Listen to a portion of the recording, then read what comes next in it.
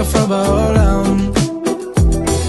מכל המקומות בפער עסוקים בך כולם, מצוות שרק בך תלויות, קיבוץ גלויות, ואיזה טעם יש לך בפירות. ארץ ישראל, את הכי יפה בעולם.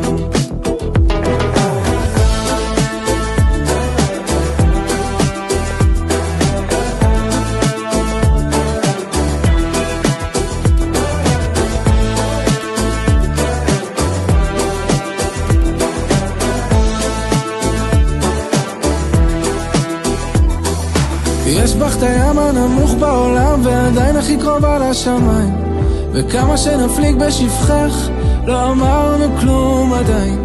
אז מתי כבר יבוא שלום בחילך, שלווה בארמנותייך?